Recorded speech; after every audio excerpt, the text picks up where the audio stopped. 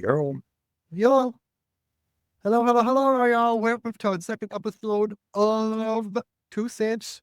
No No change. change. Hey, ho, hey, ho. What's up, aka Mr. All of that shit? Don't be using my governments out here, folks. We are not cool like that. Unless you light skin with green eyes. I've been sending so many men to the left, and I know we want to be in that place one day. No, That's where their things are. We've already been told that things are to the left. Yeah. That's where they should go. Yeah, it's to the left. all the way, everything you want. Y'all, we have a packed show for you today. So, welcome in. We got you We got covered. things to talk about on today, folks. We sure do. But before I want y'all to do us a favor. I need you to like, subscribe, and find us on YouTube, Instagram, TikTok, Apple Podcasts, Spotify. You can find us everywhere. As much as we can possibly post it, you can see us. On there, clickety, clackety, yeah, all of that. Do that. Oh, Yeah. you can click, and except don't like be kind to my DMs though. Just be. So I'm about to be grandpa for a second. Y'all need to get off them goddamn phones. Right. That goofy ass, curly headed ass, goofy ass man done already played y'all in y'all face. Y'all need to get off his shit. That crazy ass, squirrely eyed, goddamn Aspergery ass man. He done already played in y'all face enough. He done laid your granddad off, your mama off, your grandma off, your auntie off. He done laid everybody the fuck off. Y'all need to get off his shit. I don't think y'all over on fucking Truth Social, but if you're over there, get off it. It's not that fun. I don't know what possesses y'all about the tickety top, but Baby, get off it. the dryness of it all, though. Unfortunately, it's the dryness of it all. Get on it. If you're not getting on there to learn something, bitch, get off it. It's so dry. Anyway, Grandpa has left the stage. So, young me is here.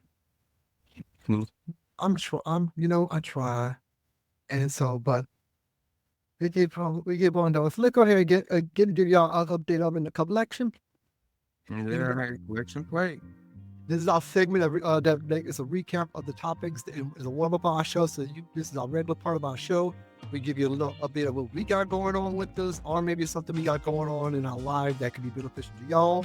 Y'all feel free to give us feedback. We're willing to change. This is a growing, changing community show. So if you think, I don't know the fuck you're talking about, let us know. We got more in the chamber to offer. We do. Yeah. You want me to take it away? Yeah, like, I want to ask you about this cage. Hey, bitch, I don't know. You gonna show them what it look like? Y'all want to see? We did it for a second time, and that shit was bussin'. I mean, then couldn't keep me off it. You hear me? It was so fucking. I can't wait to have some. We got you, friend. Yeah, come on, get you a big old slice. Like I said, we switched up the actual cake recipe. Used something that had some fucking moisture in it. Goddamn, 4 eggs, half a cup of milk, and half a cup of sour cream. It's moist. What the lady said on the video, on the viral video, the fucking the meme. Yes. There we go. Here it comes. Look at them cakes. But yeah. The lady said on the video, all up and through that bitch. It's moisture all up and through the bitch. Raspberries all up and through. Look at that. And make note of that champ in the background, because I told you, I've been telling you I had some surprises for you. We crack open that champ last night for sure. Not just to celebrate the cake, but it's a raspberry lemon cake with real raspberries in the lemon. Y'all see that? Y'all see that? Yep, raspberries all up and through the bitch. It's rare thing for where they got going for. Yes, all up and through the bitch. bitch. Oh, Yeah, and then it's like a lemon frost. Put a little lemon zest, like to garnish it, like some little cake crumbs to garnish it too. Like, you gonna see, friend. You gonna see. And just so y'all goofy hoes know, I do this because I can. And I do this because I fucking thought it would make a motherfucking man like me. Somebody had told me the way to get to him is through their stomach. Well, I don't fucking know what the fuck the deal is. Like, I guess these goofy bitches want to be hungry. Yeah, have you met her? Yeah. Like, there's people born to put something in their mouths. Need you all know the story. Come on now. We like folk ain't new. Like, none of these folks are new to this shit. I'm not gonna be around nobody's bush. This is 2 cents, no change, but I'm gonna give you all the sin, and you can have no change. All right, fry them up, friend. All day long. So let's get to eat. Even your beloved fucking Elon Musk bitch up there, nose tooting up. You can say allegedly, bitch, but those of y'all that lived in San Francisco, California, or anywhere in California, especially at a tech job, you know the cocktail mixtures at your job. Don't play yourself. You know what I'm talking about. I like it. You know all the nose candy that we got there every one of those jobs. Let's not play ourselves here. So, moving. I digress. So we I love them some druggies. I love them.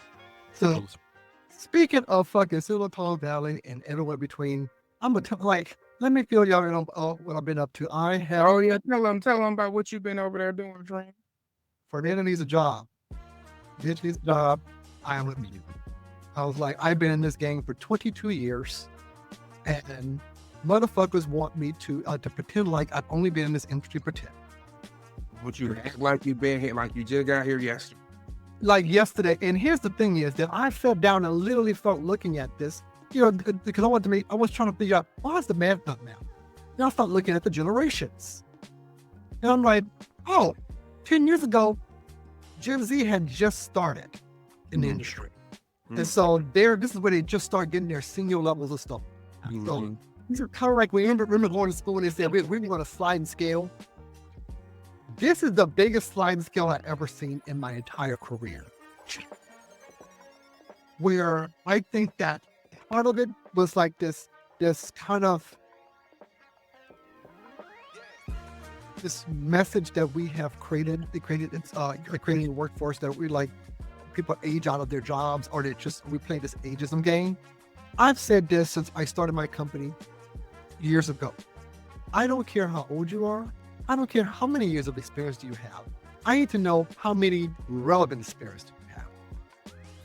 You can have 2 years of experience, but if you're relevant to pull these things off, you're hired. Friend work in marketing, friend work in creative direction, friend is artiste. So if you busting around friend and aren't award winning, then you not measuring up. If all you done did is schedule a social media post, friends should not be competing with you. Y'all should not be applying to the same job. You should not be the same people. Hello.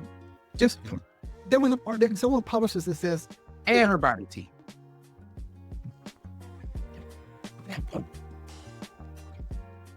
Well, I was looking at this article commented on LinkedIn today, and it was like, and it was something I already knew, not just, because I started my company years ago, and I had to learn the hard way, because I did this during the market crash in 2007. And they were like, you can't just be a designer anymore. You have to be more than a designer. You have to create solutions. So I'm like, did we just get this memo? Because when I started my company in 2007, during the market crash, you damn well better be more than just a designer. You had to be everything. You had to be the fucking pitch man. You had to close the sale. You had to go and actually design it, concept it, and go behind it. And damn near post the shit yourself. Damn near had to go out there with the wheat paste and put the fucking poster on the wall yourself. You damn near on the ladder just to put the billboard up back then.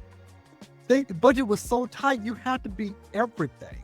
And I had someone tell me, like, you know, your website and your resume looks like you're a jack of everything and a master at none. And I'm like, that's not a bad thing.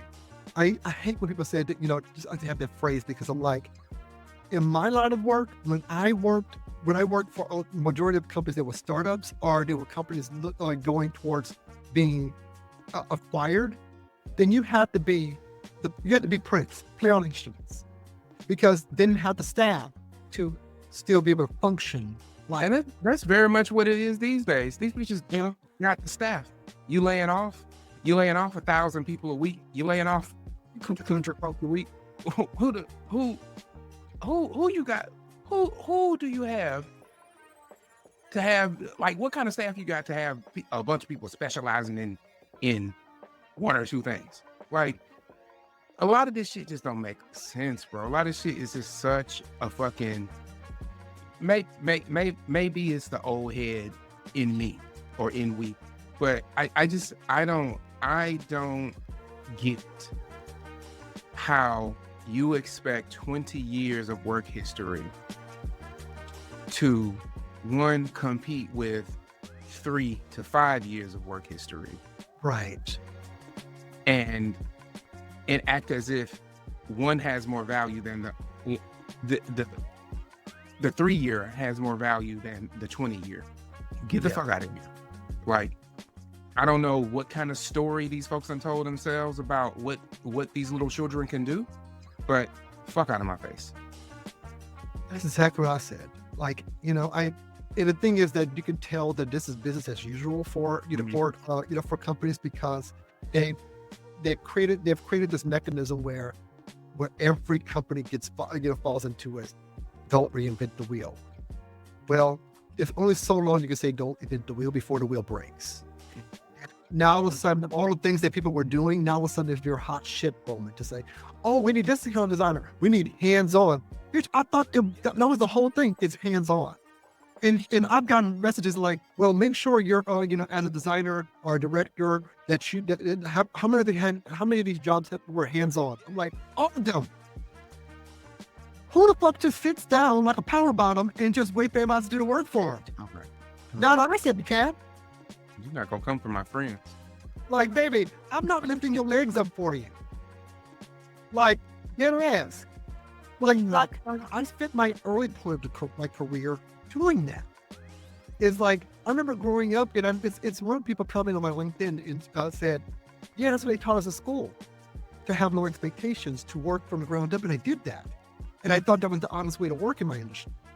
Yeah. You're a creative person, your abilities are infinite if you're good at it. Not everyone is good at it. Some people are good designer because it's fucking pretty. I had a teacher who told me this. And I remember I made something else, like, I thought it was really cute. And she said that with a red pen and scratched that fucking design until the paper tore home. And she looked at me and she said, I can't stand cute shit. Cute shit don't make money. You're here to make money. This is commercial advertising. Well, I think it made money in Asia. But, And she's like, you're here to make money. She's like, cute shit don't pay. A crafted solution will. It took me, it was early on. I'm like, this is what it takes to do this. I'm going to work my ass off to get there. And so I always keep that thought of, like, design is a moment. Brand is infinite. You can always create a moment with a TikTok or something cute to look at. But is it a brand that you can create a conversation with? You can, when you say its name, you already paint the picture of what it is. Mhm. That's real art. That's like looking at a Jackson Pollock or Monet or something. It's, creating a series of art that's a brand has real impact. And not just, oh, I made a pretty flower. Good for you, boo. Good for you. I love that for you. But in this line of work, if your work doesn't create a solution, then this is the wrong league to be in. And I think that we're going in this industry right now where it's founded on, it's a psychological term that is called self-deceptive. And so self-deceptive is when you have been told that you are particularly good at something, and you got that only one perception that you built the whole life and career off of. And that person, and consciously you think that you actually did earn it and you got it. And really, you didn't. You were given it. It was, you were a gimme hire. You were a nepo baby. And so you get the impression that you were doing, your skill set is higher than it really is. So you the confidence that you actually have the skill set, and in real practice you do not. But the perception, that's the American way right there. That's the American way. What's the American way? With the confidence front and center, let the confidence, be the check that pays. And I'm saying in my line of work now, I am not willing. And for the people, I think I said it, but I don't forgot what I said already. What is the line of work? What is the industry that you are in? Where are you? Where are you award winning? I've been a creative director for a better part of 17 years. I worked my way up from there. I'm a creative director and a brand director lead. So I've worked for a couple brands. I'm both small and large ways. I worked for these big brand names. I thought the name dropping meant something. No, it don't. But for me, I like to work on things small and large that actually have the direct line to help people. Huh? Whether it's in transportation or medical or whatnot. That's the constant line for me, is to be able to contribute in a positive way that moves the needle socially. And it can be something as small as what I did on, what did I do? For the North Face.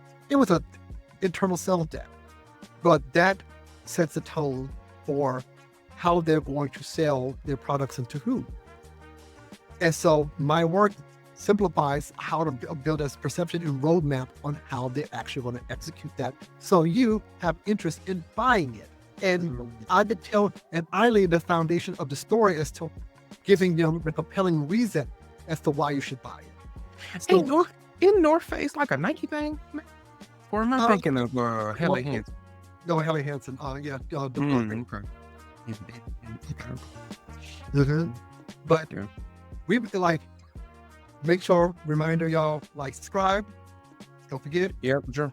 Yes, please do that. Clickety. Yes, right. Do all of that. You over there scrolling any motherfucking way. You over there being unproductive as a motherfucker. Come on over there and just hit that fucking button. And do it. Baby, do it like you burn a hole in your pocket. Just click. You don't click up for me. I see what you did there. I think you trying to segue to our next segment.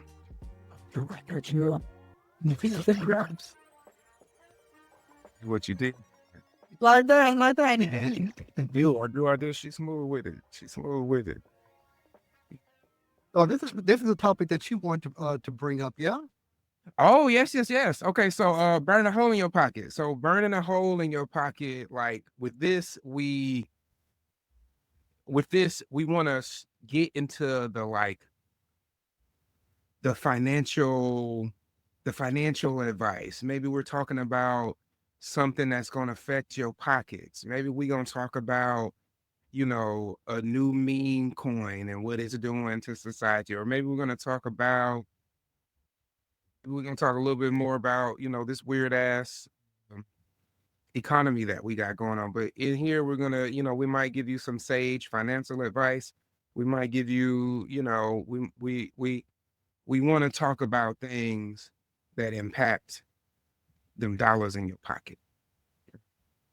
And so I had talked to a friend today about this young lady who, she runs a YouTube page called, what's it called? Life in Numbers. And she, like so many people, and I don't say like so many people to diminish what she is going through or what other people is going to. I say it to hone in on the gravity and the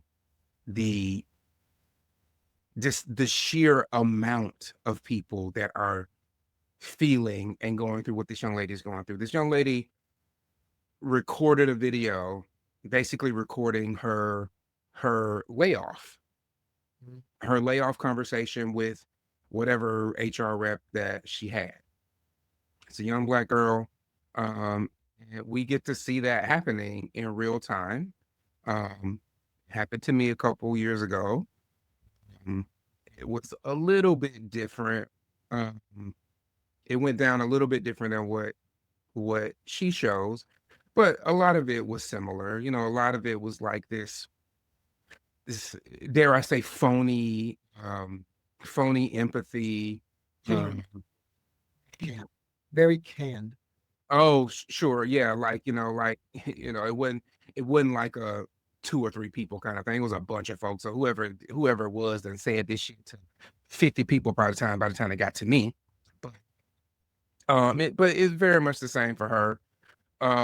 And we get to see, kind of like her vibe change, kind of mid video, and it's again like it's something that so many people have gone through, are going through. Shit.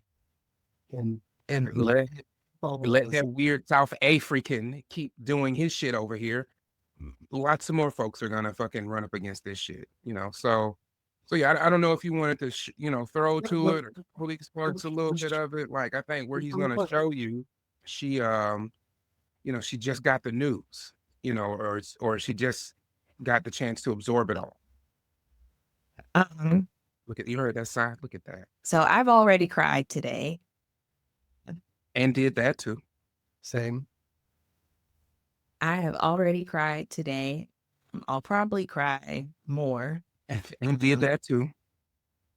Yeah, so I got an email like an hour ago that said, "Hi, I'd like to get together and share an update on our organization and what this means for you."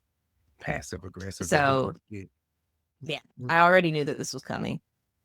At first, I thought that like maybe it wouldn't just impact me because someone else mentioned that they got the same email. And I was like, oh, went through the machinations. because this has happened before when they laid off all of our managers. So I was like, well, maybe they're telling all of us at the same time that someone else is getting, like someone big at the top is getting laid off. I reached out to that person and I was like, does your meeting start at 12? And she said, no, my meeting starts at 12:30. So what you said, strategize and thought about it the very same way.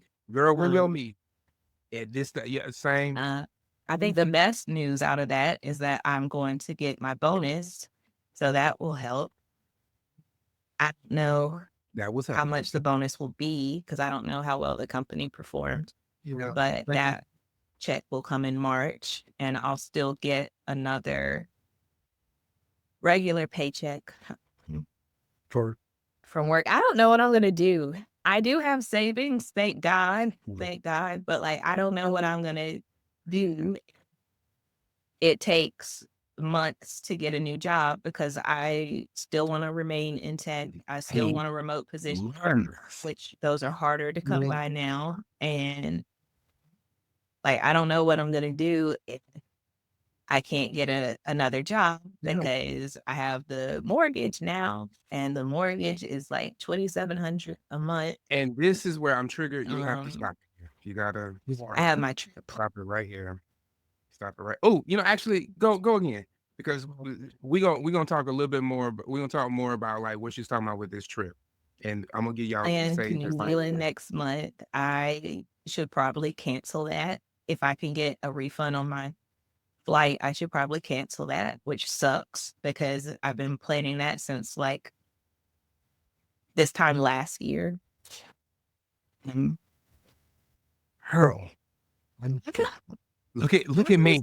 Look at me. I can't even. I can't even decide. Well, I can't even think. Friends, stop it. Listen, also me. Just head in hand. Now head in hand. Damn it. Oh shit. That was me too. And the fucked up part is what makes it worse is that when it's canned and there's no authenticity in any of it. I'm I like, I was in the meeting. I was in the meeting like I didn't say it, but I was like, you telling me this shit? Is you laid off too? right. I just be wanting like shit. If it's me, bitch, is it you too? Isn't me too? Yeah. Shit, Like it. I want to know. Definitely want to know.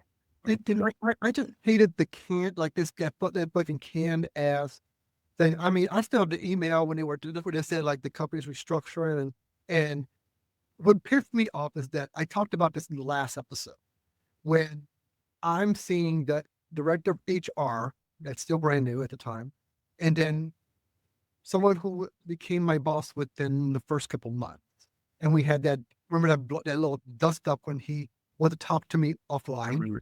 I remember you talking about it. And talk about my tone and why I was so animated about, layoff. This was 2 months before they laid me off, and not being heard and just being ignored and thinking that, that what he was doing, he knew better because he wasn't familiar about this kind of operation. He didn't realize that, oh yeah, when things get quiet in a company like this, too quiet, there's layoffs coming.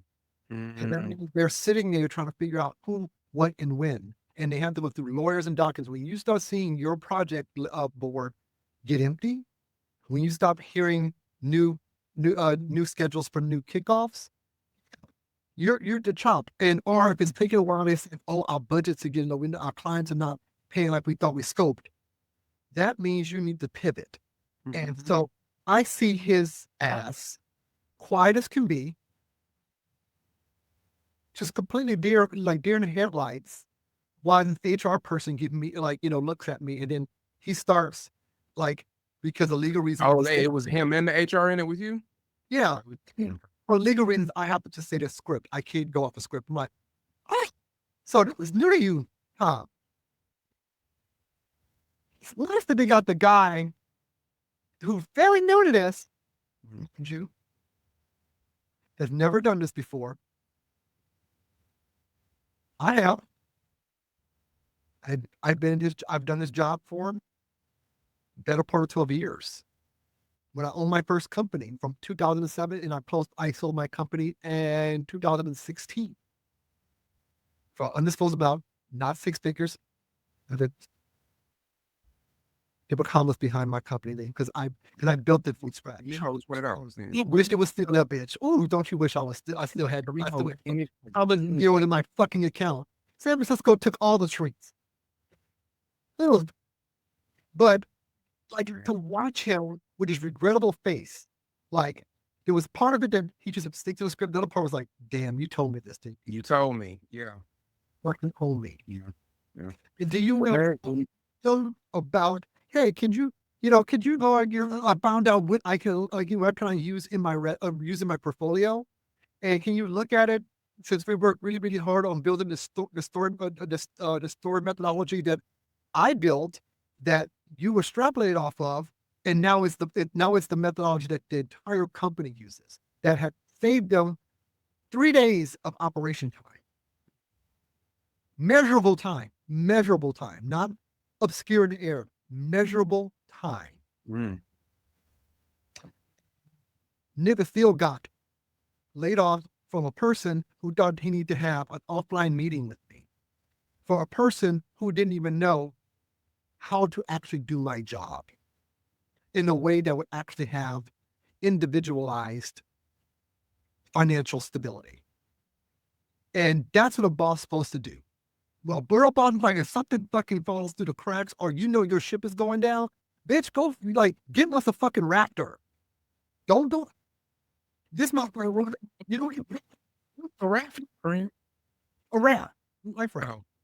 Get you a raft. I'm sorry. I'm being over my damn feelings about it now. No, don't worry about it, bro. That was a bad joke. I'm sorry. We were looking for a life raft, and this motherfucker had on a life vest. Having no life vest. He fucking was trying to float on the Titanic door, goddammit. You took bitch, he had everybody else's I guarantee you, he had somebody's child up. He was like, look, I make his methodology chart. I did the storytelling. Mm. And this is why Fernando is petty as fuck. Okay. That's all I got. That's all I got on him.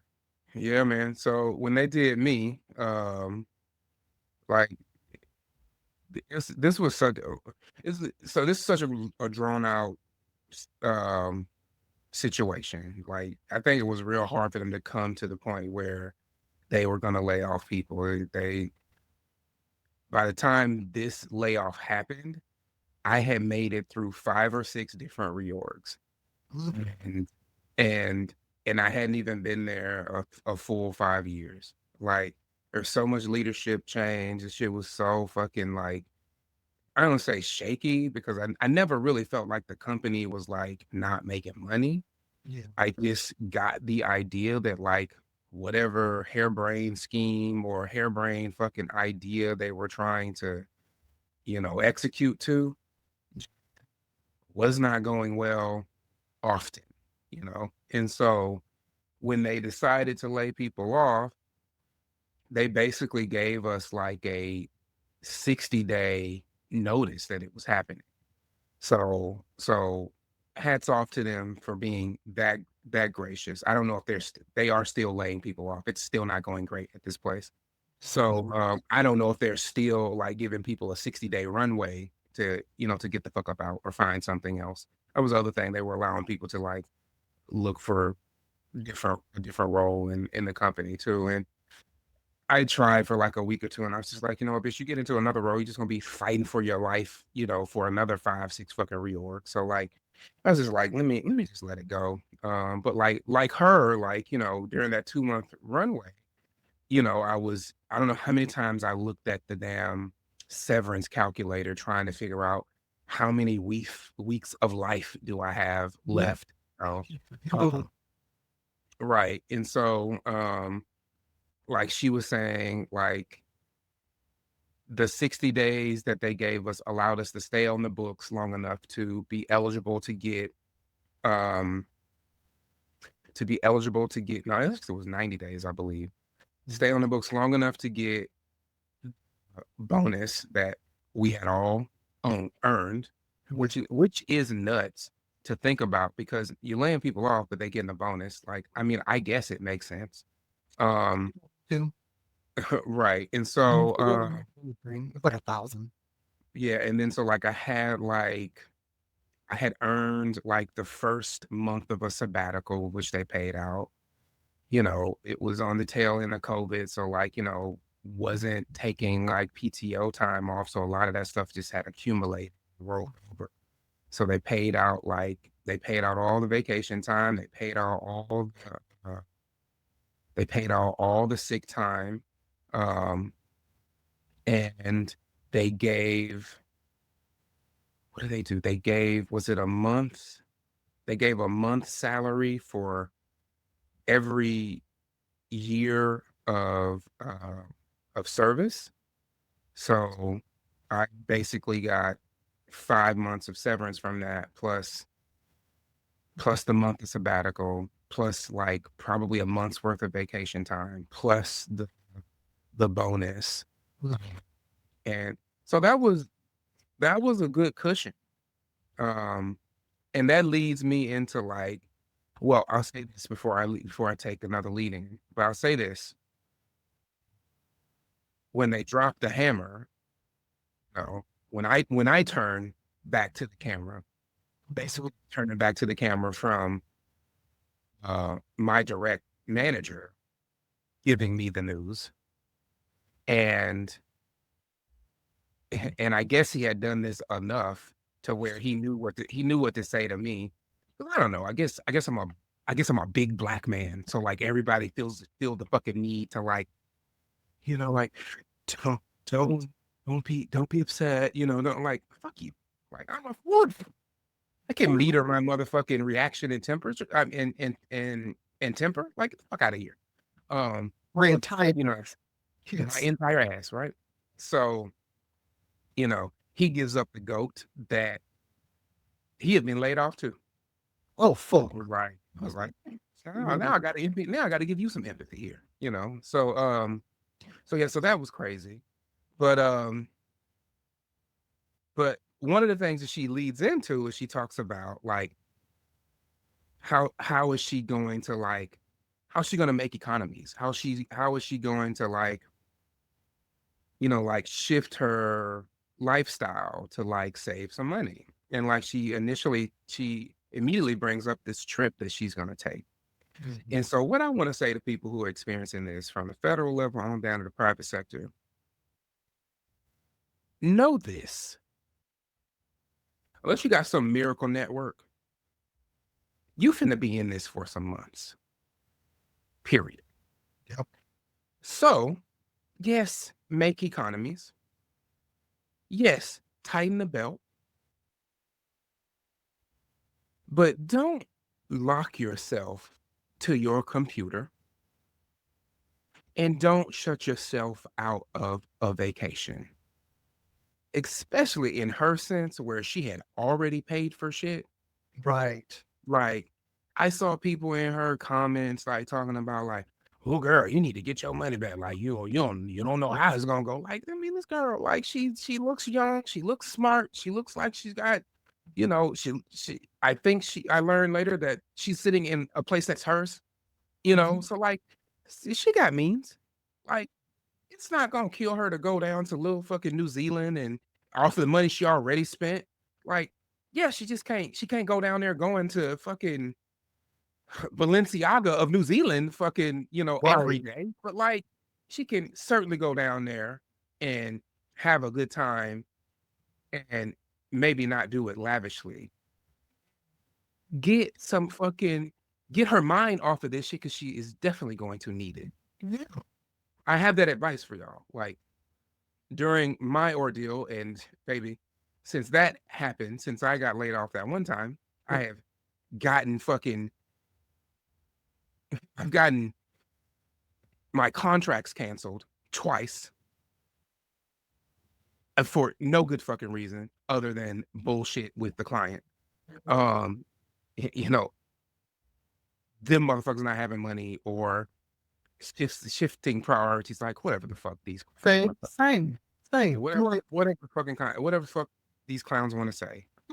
It burn you up, though. Like, you expect it to be top notch at your job, but they can never get their shit together, and you They can never get their shit together. around their Yeah. fucking inabilities. Yeah. How do you do a fucking job? Who are you fucking? Because I want to fuck them too. Who are you putting in the boom boom room? Who is like? What champagne room are you going to? You are sustaining this job that company wide they know you suck at, or you have the best bedside manner, or you have enough empathy as a lighter. I mean, people are passive, bro. Like, being passive will allow a lot of shit to just linger and go on for a long time. It's one of the most toxic things. And you talked about this. I fucking hate passive aggressive ass behavior. I mean, in the South, we would, like, when we see somebody do something passive, we punch the shell on them. Like, they wouldn't punch you in your fucking throat. Or my grandmother used to say, if you don't talk to us, we would talk about you. All right. To your face. I believe that. I really do. I start doing it. If you start paying passive aggressive, even in the office, I'm like, oh, I guess you're paying passive aggressive. I guess our paycheck will be passive too. And I'll be right in your face like, what did you mean by this? Because I'm not doing it to be an asshole. I say I'm petty, but I'm petty in many different ways. And one of the ways I'll be petty at work is that I'm willing to challenge somebody on their logic.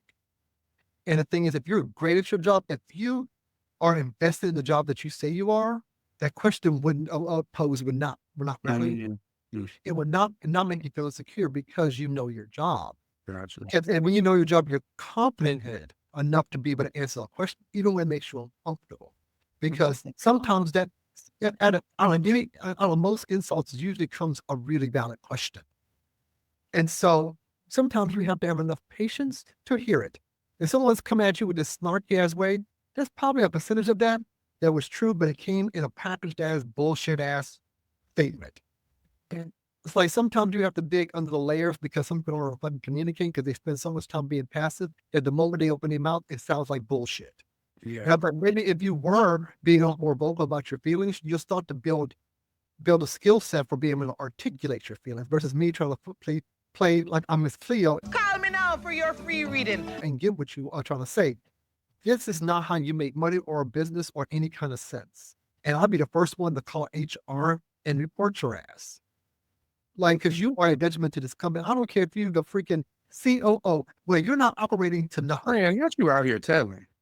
Oh, I sure will. I do that because I didn't get any slack. As a Black gay man in the advertising industry, you had to be a little bit more, especially as a gay man, because you do get typecasted in a job, especially being in a creative job, that you have to be the fucking showman of the office. You got to be the pop girl. You have to be the fucking cheerleader because you're the gay guy that's very expressive. So you're the fucking cheerleader. They always go to that always that gay man that's going to make them feel better about their days until it comes to equity and inclusion.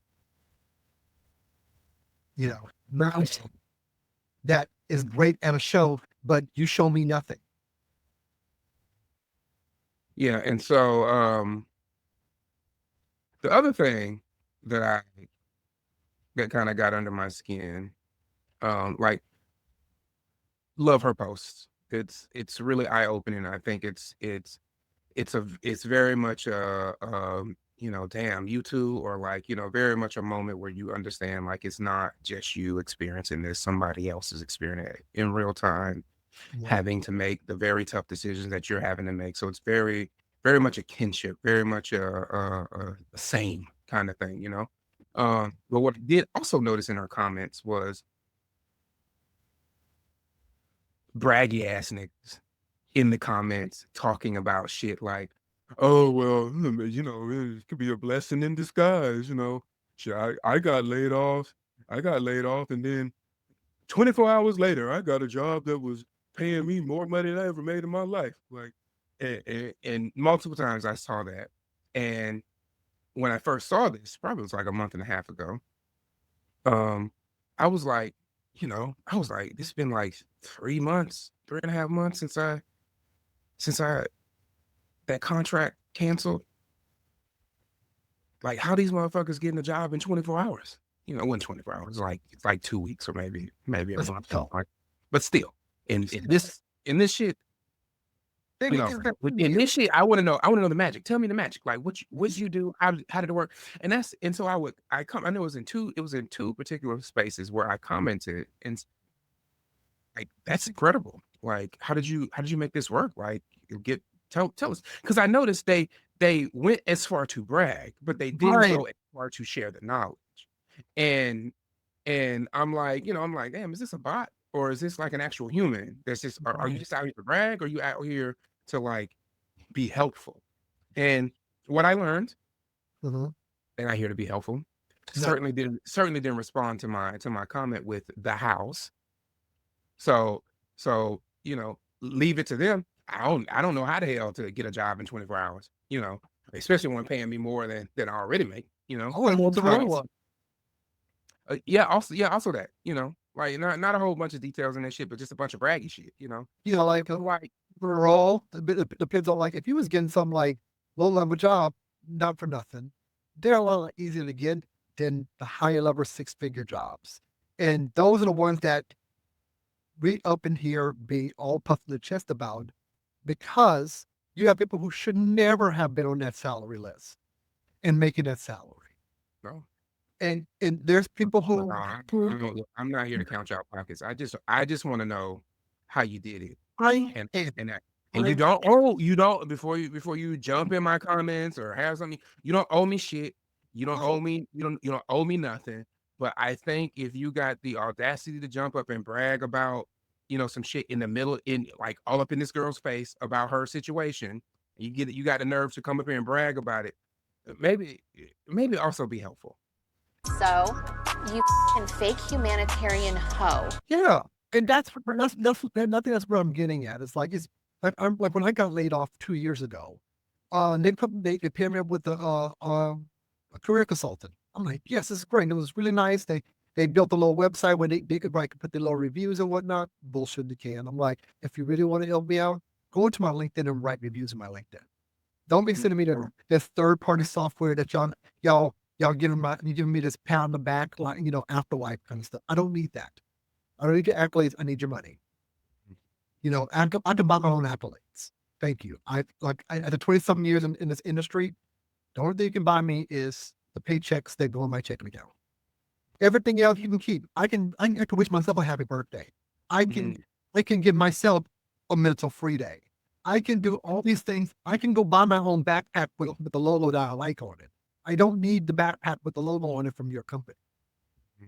I don't need how much you save that money to pay me a bonus. You save that to recalibrate how you actually pay people, because most of the people you paid was based on a bad structure in the first place. You built the company on comfort, and usually comfort gave you people who patronized you. Nice. And the thing is, they may have been good at once, and they probably are. Not taking that away from them. However, friends don't always make money. Wait, what? Friendships don't always yield money. I'm not hiring my friends. Like, I don't hire my family because of that reason. I need to be able to hold someone accountable. I need to be able to question. I need to be able to challenge. I need someone to challenge me. Yeah, and that's tough to do with friends and family for sure. Exactly. It is even more tougher when you're hiring your friends or people that you associate with.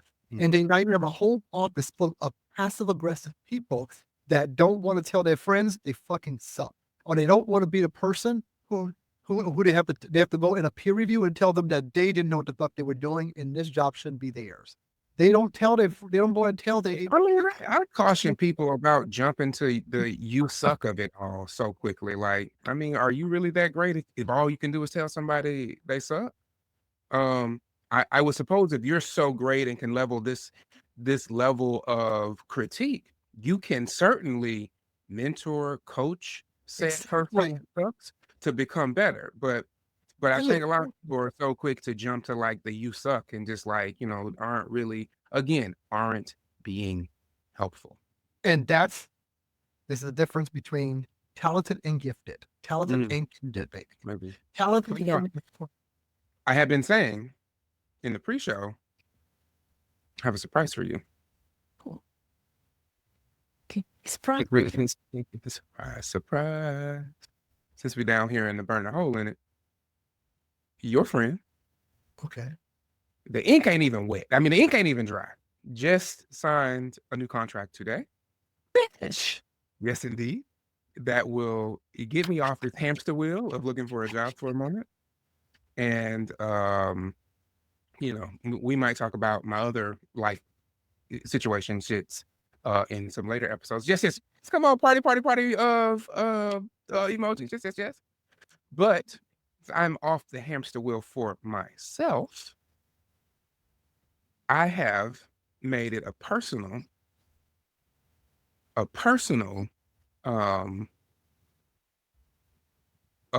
promise to myself that I will lend the time that I was spending to do my job search to help you, friend. So instead of you just applying for yourself, you have another person applying for you to help. Friend, we fixing to get it done. We not fixing to be in the comments just braggy. We're not doing that. We all have friends out here that need fucking help. We all need to team up. We all need to help people get it done.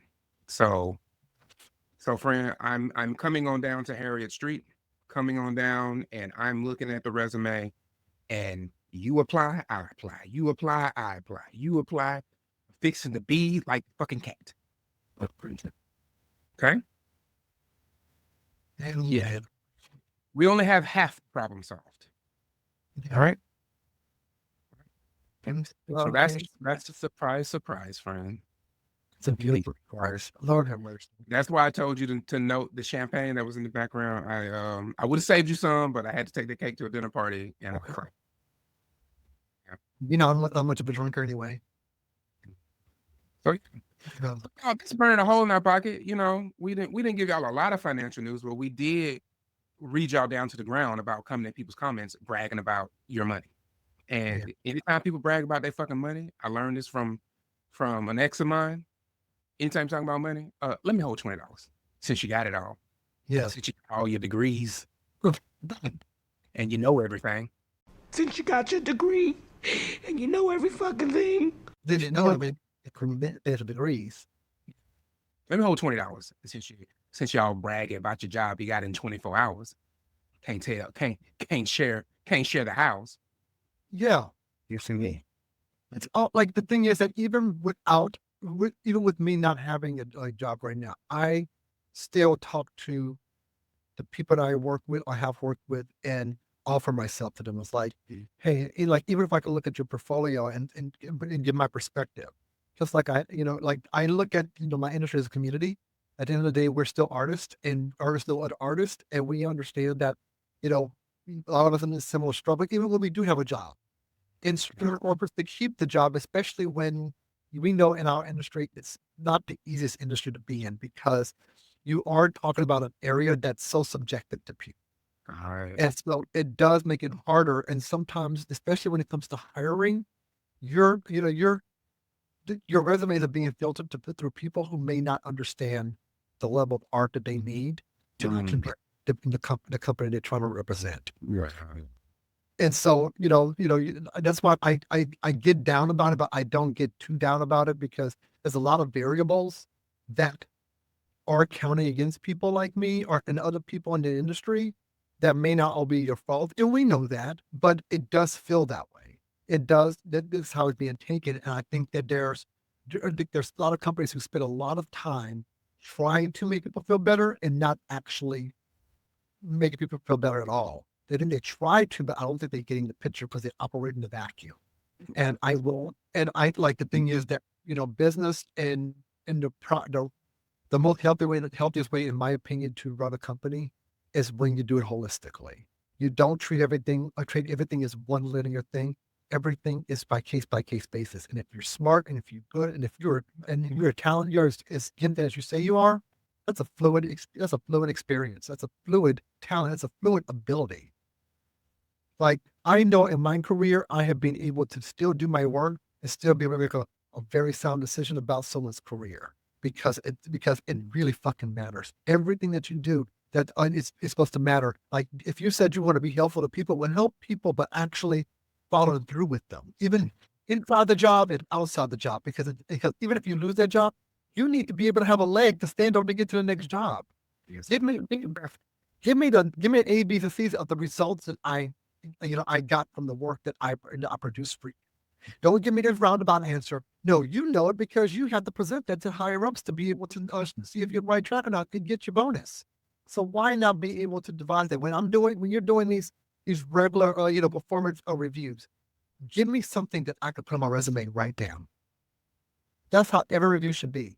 Not because you make me feel better, you rub my tummy, No, I need to, because you really, really said you're invested in my growth, then I need to know exactly how did I become an asset for you that should keep me here.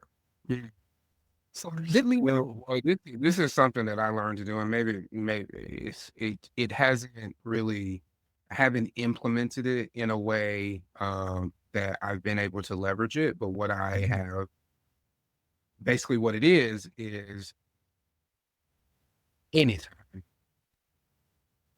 anytime somebody say, "Attaboy, good job, thank you," I am replying to that person with "you're welcome," "thank you," or whatever, and I am blind copying myself so that it creates a fucking log of all the shit that I can refer back to.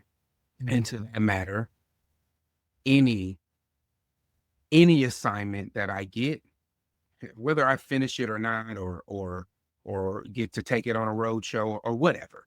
Yeah. It's what I'm talking about. It's what I'm referencing. It's what I'm building kind of the skeleton or the what do you call that? The outline of a profile from. Yeah. Yeah. And I'm more and more starting to have like, I mean, I've been a victim of like not actually having like a portfolio. Mhm. um, And I'm slowly doing workshops and projects to fill that out. So, it's not something that will be a remedy overnight. And I think that's a big part of the commitment to do it. Is like you have to understand you're not gonna have that portfolio overnight. You're not gonna have it in a month. It's gonna It's growing. take time. Which This young lady actually talks about having gotten that advice um, prior to her, experiencing this layoff, and it's she's able to leverage coming out of layoff and like, trying to build her brand and all that stuff. So yeah. So I mean, it's already something that I'd heard before, but to know that, to see somebody that looks like us, relatively around our age, with the same type of financial kind of, so a similar financial situation, owns a little bit of this, got a little side money, got a little side of this, got a little piece of change, you know. Mhm. I don't know how much money she actually got. She may have a whole bunch, but I don't know. But it do seem like she got something. But just to see her content and see that, yeah, literally it's not just me. Because what I did note during this time is this shit starts to feel isolating as fuck. It Yep. really does start to feel like, just from like a pressure of it all, it starts to feel isolating. Mhm. And the virtue, I don't know if other people experience, but what I saw happening to myself was I was actually isolating, like not Yeah. calling family as much, not reaching out to people, like really spending all of my time in front of this machine, in front of this fucking computer, trying to make something pop. And, while my focus was on that, it was not healthy to fully just focus on that. It was not healthy to that. So I knew that that was an issue. So I turned on the counseling, turned on the career counseling, like literally have two fucking counselors, one for career, one for these news, one for these hoes. And yeah, just yeah, just take care of your mental space, like and as much as you're going through it, bro, like what you can do to help, and you certainly do this, friend, and it's for the listeners, try to help someone else. Try Yeah. to make dinner for other people. Try to make sweets for other folks. Try. Mhm. I haven't. I've gone to go home with some plates from Lauren's house. So Mhm. And that's just all coming from me trying to fix my attitude, trying to lift my spirits, trying to do something to feel some kind of value or worth. And give to people that I know who are also in need. And not just down there in a cardboard box room, but like actual people in my orbit that are in need. So, anyway, doing. I'm literally. I'm like, no matter what, I'm taking a lot of these things as a blessing, because and to go back to what we talked about in the last show about like being in this position where I'm like, I have nothing to lose, and I'm operating as such, and that's why I'm doing something. I've been more than 8 years old, which is create television, create or feature films. I've always wanted to do that, and I've wanted that dream since I was 8 years old, and I lived my entire career under the imposter syndrome that I had, and what I had to offer had no substance. yeah. So I'm sitting here, 41, going to 42 years old, feeling like, okay, you know what? I am 110% confident that I have something to share to say in What we do next May? May. Oh, okay. It's there's some Yeah. but I think about that because I'm the time that I'm sitting here looking for jobs, I also spend a considerable amount of time building these shows, Because like right now, I'm in the prime spot of pitching. Anyone knows in film, in television, there's never a good time, but y'all know when the good time. But we already know, okay, we're getting into a spring and summertime. Those shows are already in the can. Spring summer. Correct, already in can. So when you're pitching for, depending on the show, you may be looking, looking like during the fall time when even considering it, up until like the show probably won't debut until maybe sometime next spring. Depending on what the show is. If it's a reality series, it may run a little bit shorter to get it picked up. But it all depends. But once it's picked up, it's picked up. And so, it allowed me to have, give me time to learn some of the industry, to start shaking some hands with people, to make some mistakes before I'm in a place where I don't have time to make mistakes. So I'm taking this as a positive because I believe for a full-time job, it does split, it's always split my attention away from my passions. Yeah. And I think that it goes back to like what I said in the last show, where sometimes you feel like that you're no longer working towards your dreams, just the dreams of others. And the thing is that, I love what I do in my career. I really, really do. It's like a marriage. Even when I hate it, I still love it. And so, I look at this as, that's why I keep going with such a bold statement about, talented and gifted. And when you're a gifted artist, that never turns off. When someone tells you no, your brain, your body, your whole being doesn't know no. When someone says you can't be you're not good in creating something here, that doesn't mean that you're not a good creator. Doesn't mean you're an artist. You just haven't found the platform or the medium. Or you are a person who's not bounded by any medium. You can go from painting to writing to television, to creating, to graphic design, to putting a billboard or making a movie. Artistry doesn't know any bounds.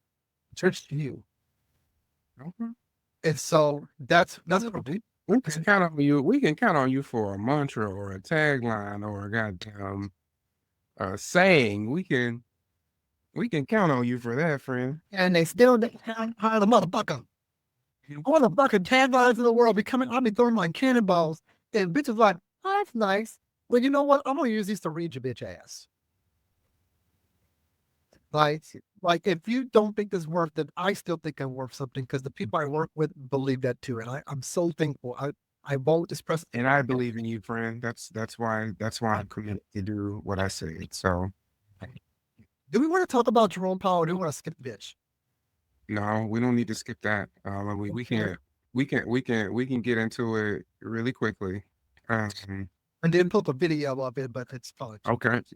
How much time is it? Like I can talk it while you're getting it together, because what Jerome Powell has told us is these interest rates are staying right where the fuck they are until y'all get sweet potato 47 together. You hear me? And when I say y'all, I fucking mean y'all, because I didn't have shit to do with that. Y'all need to get his ass together. Him over here playing in your face with a motherfucking tariff. Insane. I cannot even believe you all are allowing it. And I'll put the sales segment in there. I'm just kidding. No, this is the same segment. Just kidding. Yeah, very much the same. All right, let's go ahead and play the video. It's about 3 minutes long. Hi, Victoria Guido with Politico. I wanted to ask, first of all, if you could clarify. You were talking about how tariffs were a good part of the uptick in the inflation forecast. And I was just wondering what that specifically refers to. Is that the tariffs that have already been put in place? Is that anticipating some of the tariffs that might be coming on April 2nd?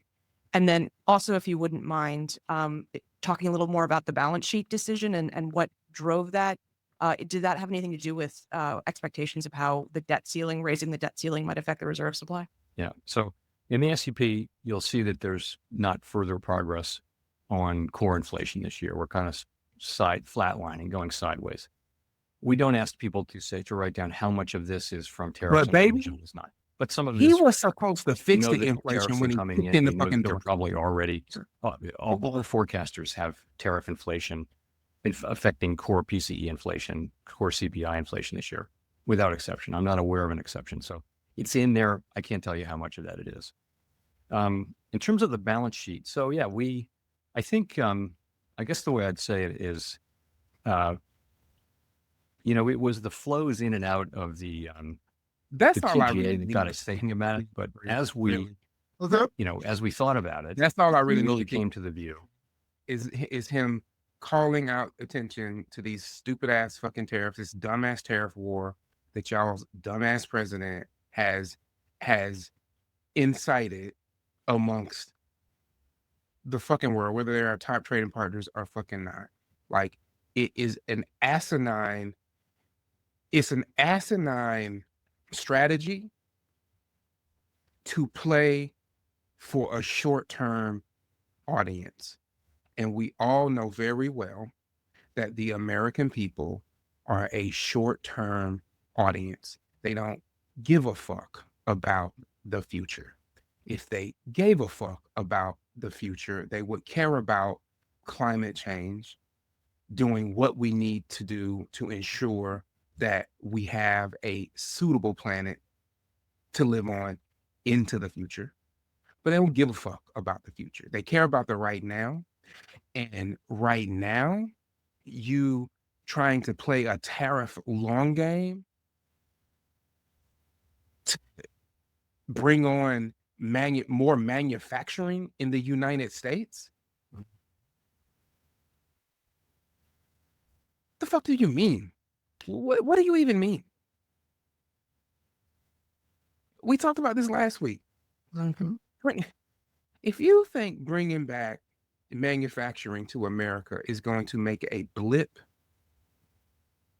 in this economy, in this globalized economy, bringing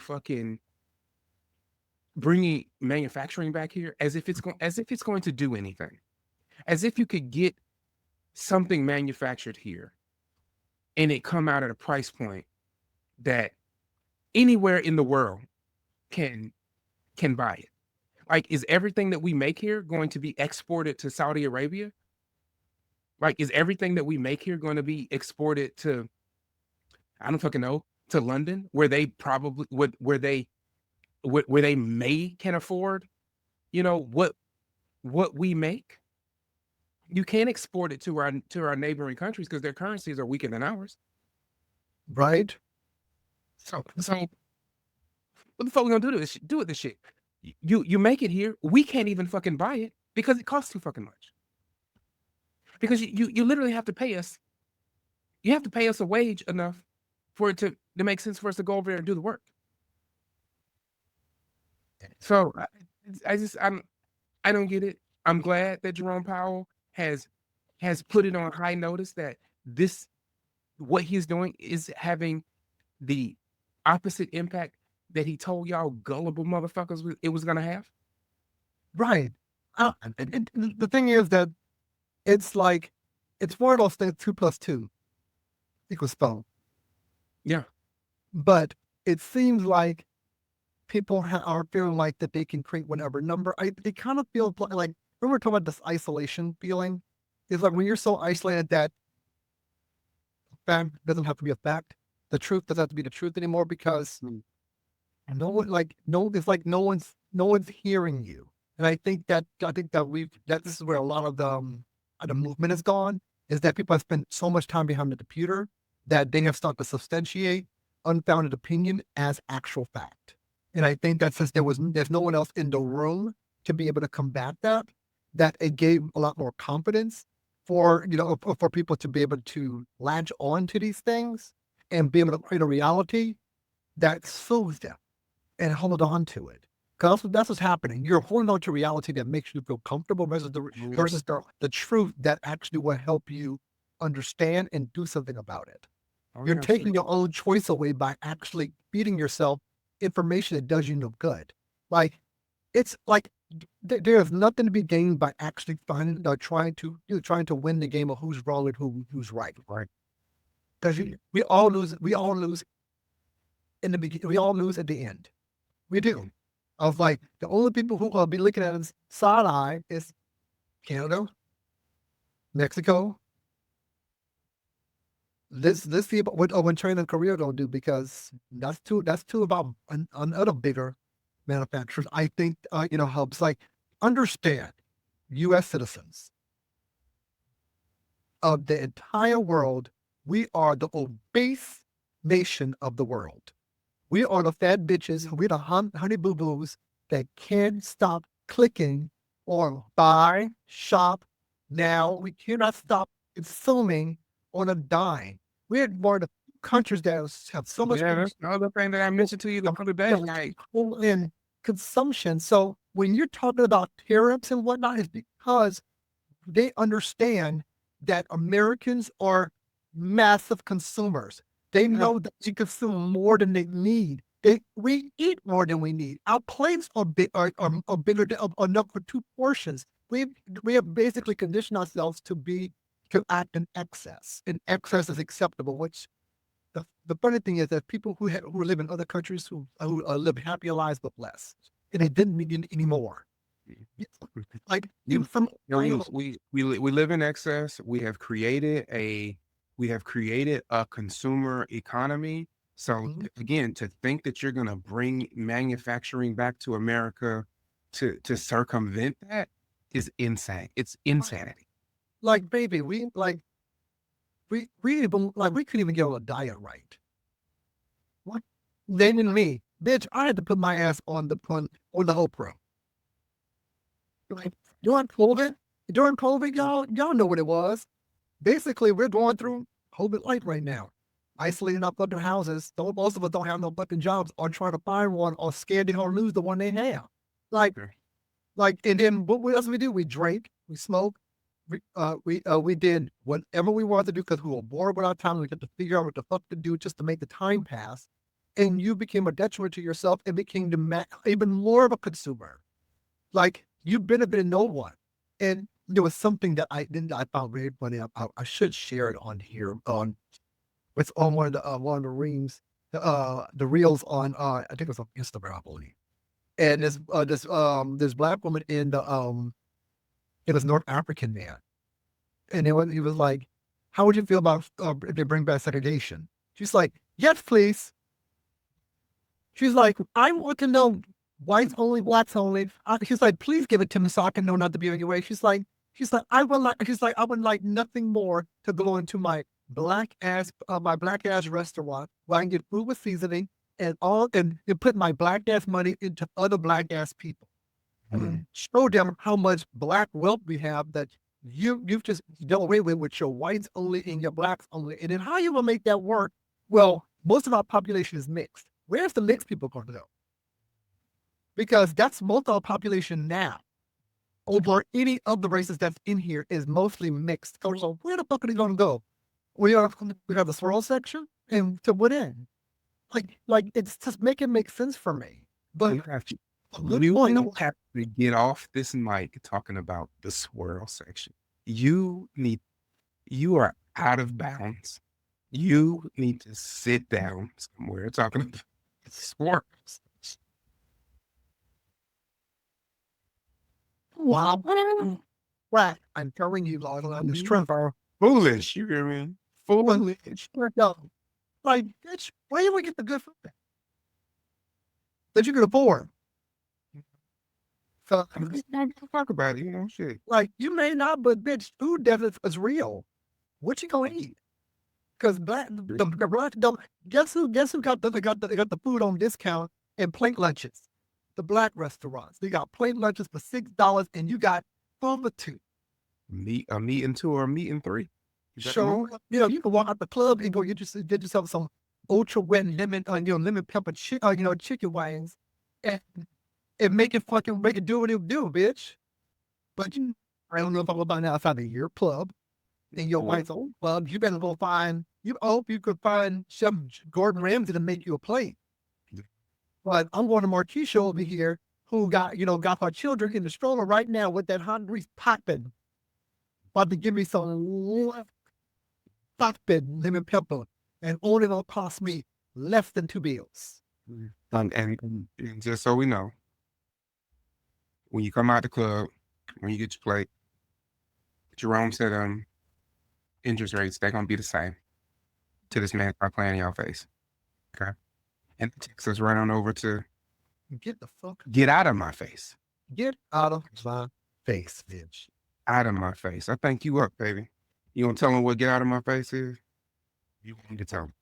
We would tell them, like, get out of my face as a segment that we don't let, people were doing bald-headed games, doing bald-headed shit that you don't you really can't stand. And you need that topic, that person, that situation to get the fuck out of your face. Yes. The fuck out of here. And starting with the worst person that I need to get the fuck out of my face right now. Who that is, bro? And I really don't want him to get out of my face, but right now, Gavin. you know that you are California's daddy. You know that. You know that like anybody, anywhere in California, you can walk past at 3 o'clock in the morning, anytime, and say, what that thing do? They're going to look at you saying, that thing will be thinking, just give me the address. I'm going to Uber to you right now. Just like, then the trash can in the parking lot right here. Let's get it, Gavin. Like, Gavin was the motherfucker who told us to get our ass in the house during COVID. He was the person that we were like, and I'm like, why are you playing in our face right now? Like, if you're having, just in case you guys don't know, Gavin Newsom started a podcast. And he's been very controversial in this podcast where his very first guest was Charlie Kirk. And if you don't know Charlie Kirk is a very radicalized, podcast commentator that he likes to espouse a lot of unfounded, commentary. Like he does like to be a proverbial provocative tour. Okay. And I think that I watched him on Jubilee on Surrounded, and I watched him on a couple of interviews. And one of the things that bothers me about this guy is that, why are you so concerned about other people's lives you don't live? I have never seen so many fucking men, naming him, want to talk about reproductive rights, gay men, marriage. Baby, why are you so focused on men's dicks? Like, I'm a gay man. I don't even think about dick as much as you. Rulers. Sorry to this man. Who is this man? I don't know who that is. Sure. I can't picture him. Okay, let me go ahead. I'm gonna share with y'all the Charlie Kirk picture. Let me go ahead and get him up. I'm gonna go ahead and put this up for y'all, babies. Yeah, I can't picture him. And how you was talking about earlier, you say he's 31 years old? 31 years old. Yeah, like, why you 31? Why you so pressed about what other people are doing? Like, he always pressed. Do you see him right here? Hold on. I'm gonna click it right here. I'm gonna play the whole thing. This is Charlie Kirk. oh, girl, yeah, I think I seen him on this. I think you showed me him.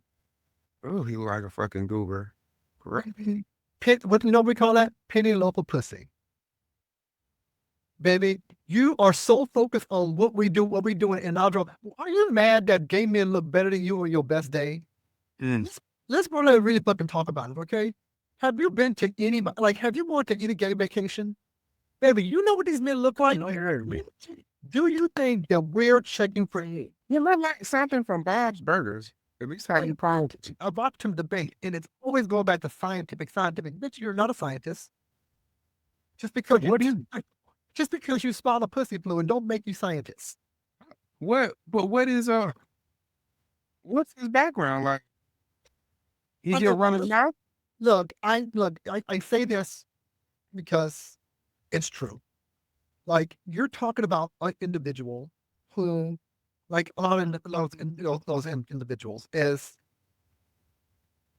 you're looking for someone who didn't have validity until they start to say controversial stuff that gave them validity. I see.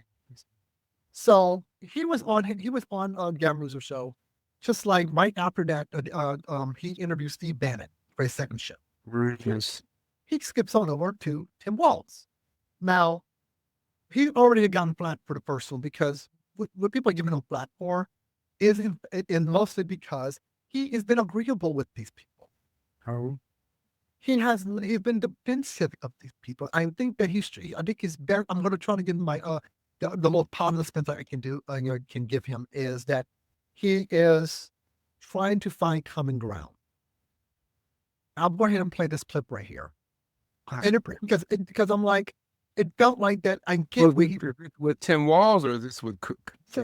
Yeah, a little tiny bit when he was with Tim Walz. Oh. And it felt like that he was, again, you could tell that his pursuit to try to find common ground is not landing. Mm-hmm.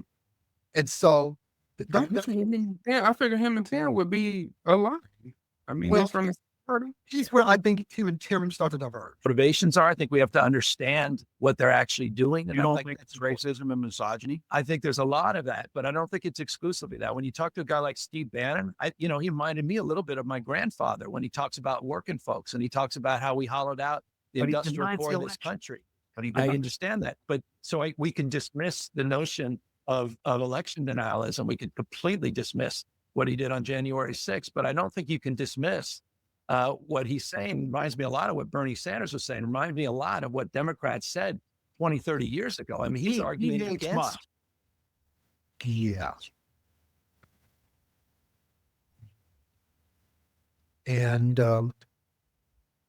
I mean, with that type of stuff, man, like I'm tired of doing that. I feel like we tried this, like giving them air, giving them space to have those opinions, and they have come and walked all over us with that dumb shit. Do not give that stupid shit any fucking air. Like the shit that he's talking about, like I don't know if he meant to say discredit or disregard or whatever he was saying, but I don't think that was the right choice of words for Gavin. I don't think he meant to say, what do you say? Disregard. We can disregard January 6th. We can disregard the election. Why would you? Again, like how, like, again, like this is like, why do we want to start solving the problem from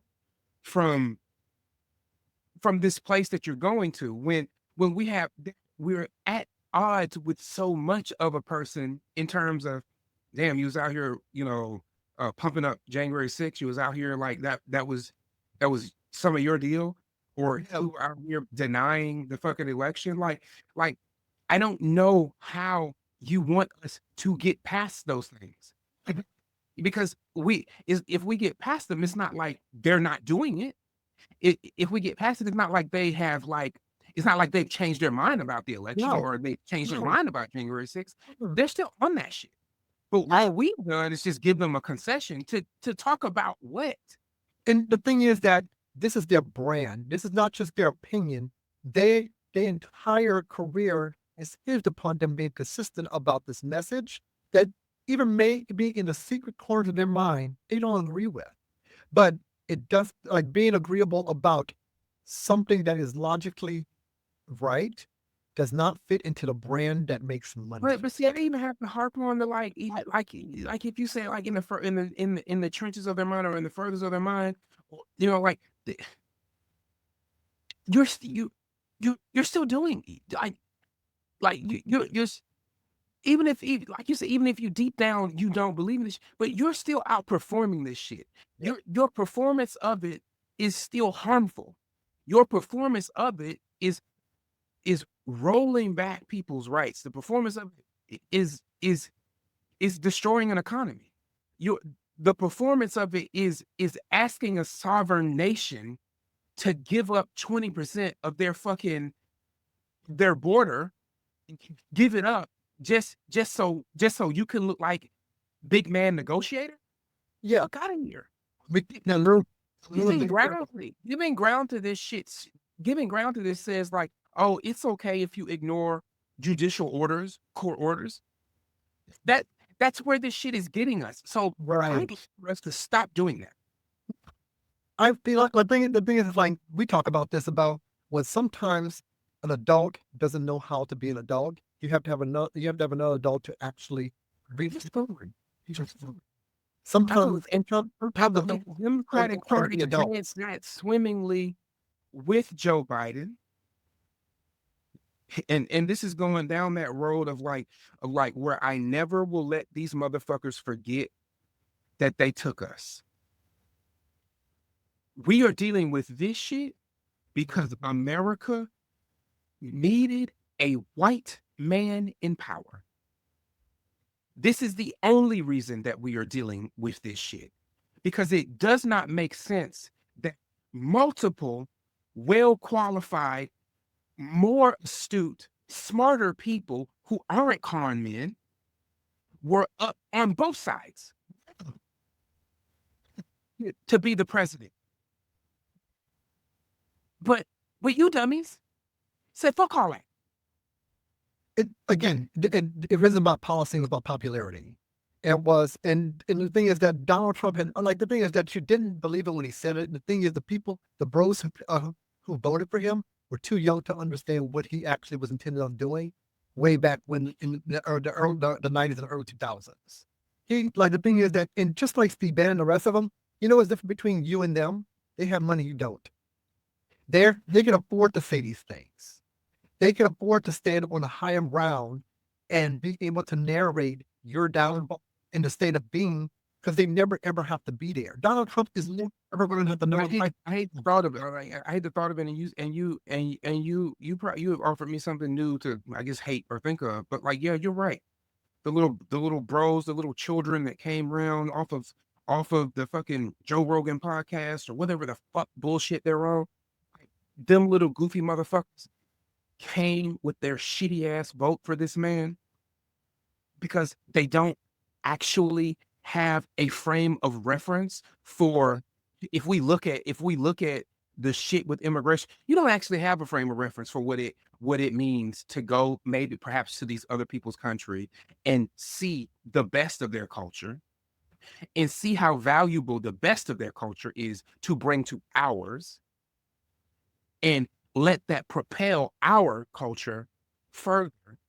All you can see is your limited, young, goofy perspective that comes from some fucking incelish kind of fucking comic. Like, the fuck out of here. It's so fucking troubling to think we live in a system that is movable by these fucking weak-minded, like no real fucking life experience people. Like, it's so troubling to think about it in these terms, man. It really is. And like, I don't want to do this thing with politicians anymore where I'm giving them credit for like some long con kind of thing.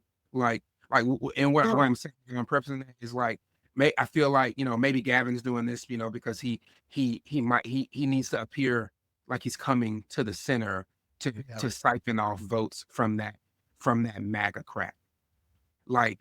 Hey man, if that is your strategy, you think you pull off, and if that's what you're doing, then I guess. But there has to be some kind of way to maintain your full set of values and not placate to bullshittery, placate to fucking dumb individuals, gullible individuals. Their stupidity. Don't build on that stuff. That's it's validation about their thoughts, their behavior, because once upon a time, no one validated. That doesn't make any sense. It doesn't make any fucking, it makes no sense for you to be aligned to a QAnon message. It makes no fucking sense for you to primary fucking Nimrata or Nikki Haley in the face of Trump. It makes no fucking. And you know what? In some warped ass universe, I'm pretty sure someone's thinking, you know what? He's actually doing the Democrats a favor by actually taking the fucking Republicans. That's more long con. Right. Like, Right. Exactly. Like, I'm not here what for you're asking people to do in that scenario is to endure the suffering that comes from allowing this shit to take place. And I'm just like, hey, baby, we don't actually have to suffer. No.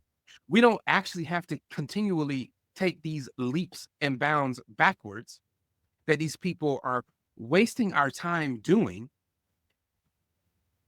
Like, we don't actually have to do this. We could just put one foot in front of the other and continue to progress and continue to observe people's inalienable rights. We can continue to grow as a nation. We can continue to protect the environment and preserve a place for us to exist without having to like fucking kowtow to an idiot's fucking an idiot's opinion. Yeah. Like, let them have their opinion, but baby, we don't need to be operating in any kind of way based off of some foolish opinion. At all. At all. I mean, We want to operate off of subject matter expertise, though. We can base how we govern and how we make decisions and how we move forward off of expertise. This thing that has happened here where the expert opinion is equal to the idiot's opinion, that's got to stop. No, like, you remember I said this a while back about the workplace and about government? I'm like, if you hold a job that you influence a mass amounts of people's livelihood and their way of living, their way of life, you have that kind of influence, then it should be mandatory for you to have therapy. You would have to have a certain amount of hours at minimum to be even qualified for the job. Any job. If you're a police officer, if you are a judge, if you are a doctor, if you are a teacher, if you are like anybody who has a massive amount of influence on a mass of people that affect them, executives, all C-level should be in therapy. And if you're not, you should not be able to qualify for that job. And not just only in there, because there's a lot of people who suffer from narcissism that be willing to run circles around a goddamn therapist. I have a contingency for that too. Randomized data evaluation. Bring in the therapist at random and make sure that they not compromised with no bullshit ass. They can do that.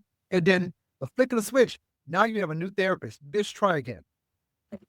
Mechanism that we can do to be able to do that. And now they're far-fetched, but they're possible. I think that we need some type of checks and balances. We talked about this in the last show about where we are in the state of our social climate. Like, remember, millennials are the last generation that was able to experience a life without the internet. We weren't able to experience a life without it, and then with the internet. The public internet did not even start until January 1st, 1983, the year I was born. That's when it started. The first actual operating website was somewhere in the early 90s. So, Facebook thing, like MySpace came out in 1999. Maybe came out in 2000. Because Facebook didn't come out until 2005.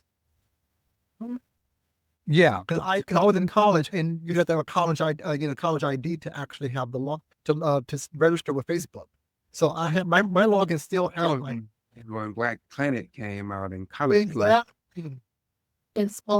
So I look at that. We millennials have a context around living outside of the computer screen. And it wasn't dependency. So by the time Gen Z showed up, it was all internet. And by then, we didn't really suss out how to best use this for a mass public on a regular basis.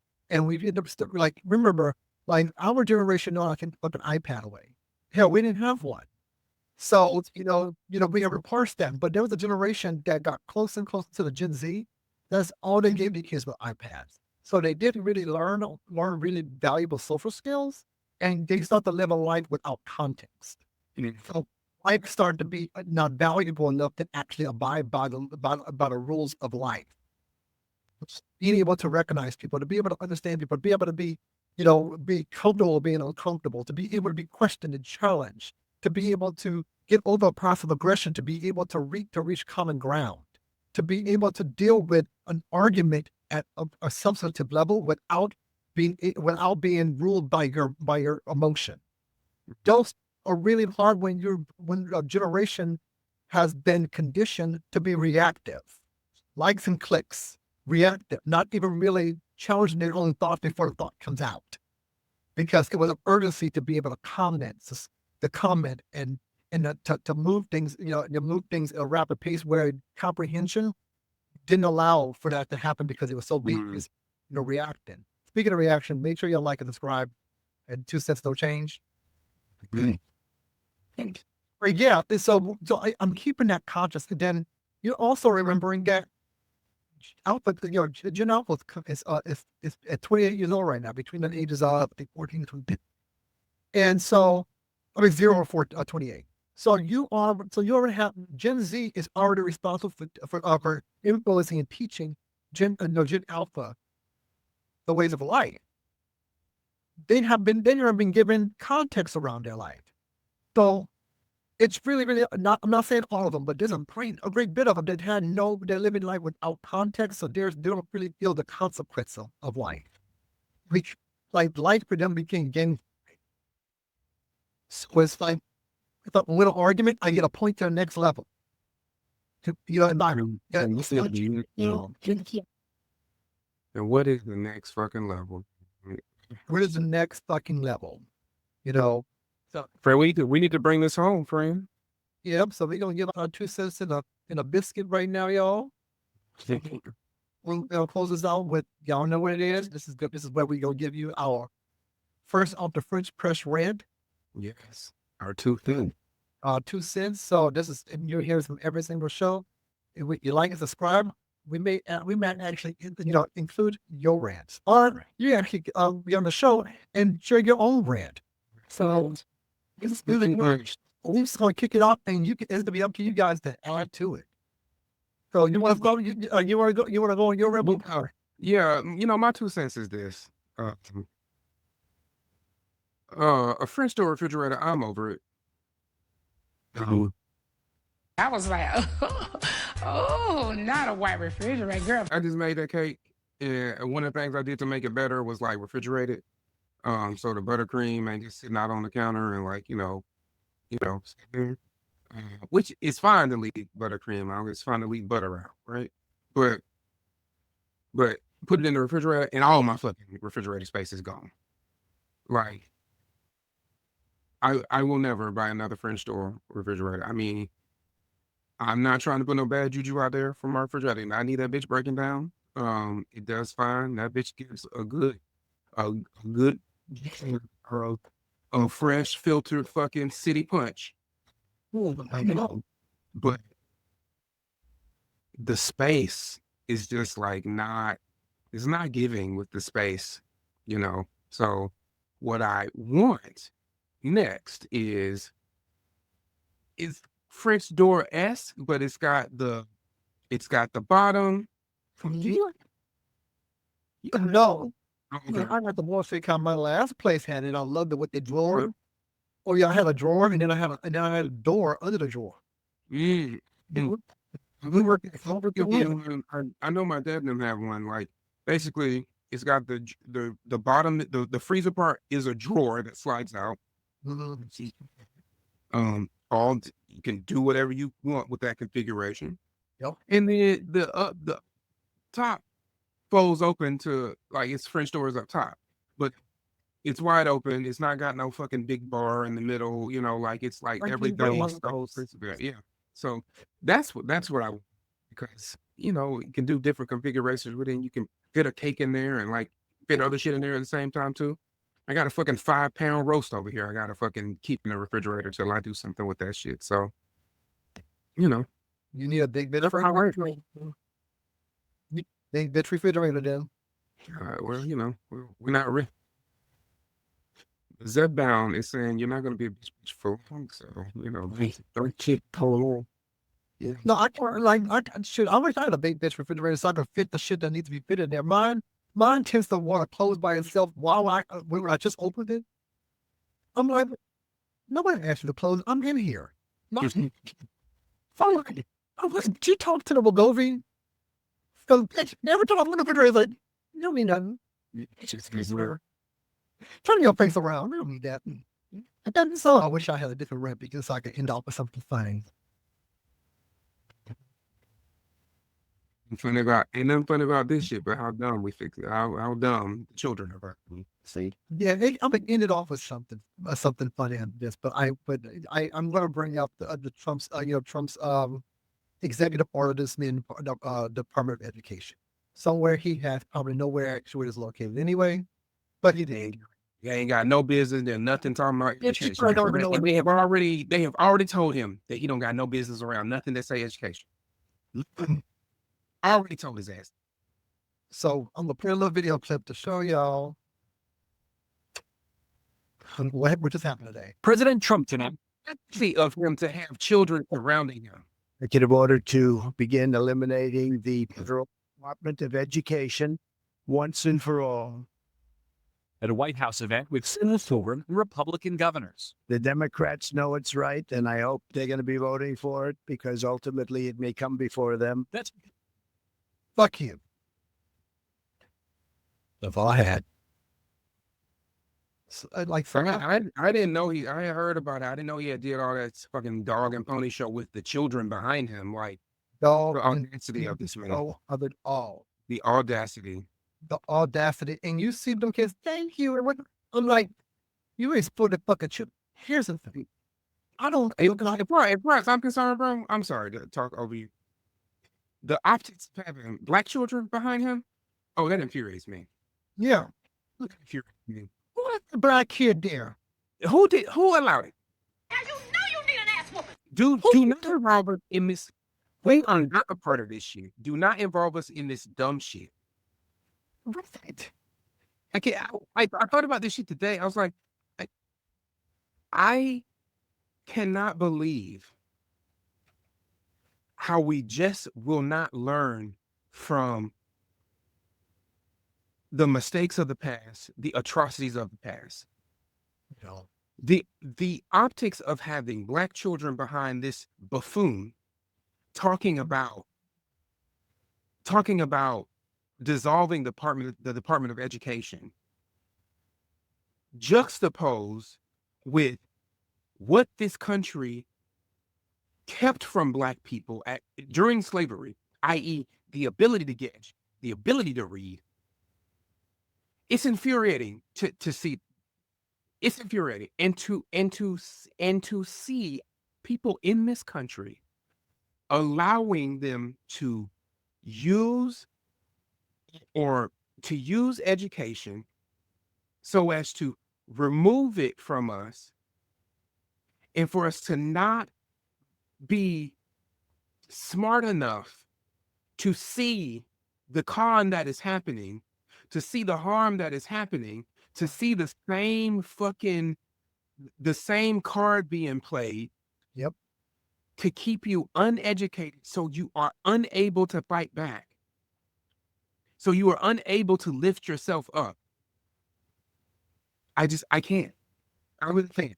It is a double-edged sword because when I say that, because it's like I love the applause. And I'm like, did you break down what is going to happen? It's kind of like with DEI. Like they had no idea what's under that umbrella of DEIA rather. It's the same thing with Department of Education. I'm like, this is Pell Grants. This is food lunch program. And a lot of other things. This is all of the funding that helps special needs kids become educated, maybe find their way in the world. And it absolutely does. And the thing is that most red states are the ones who are recipients of these things.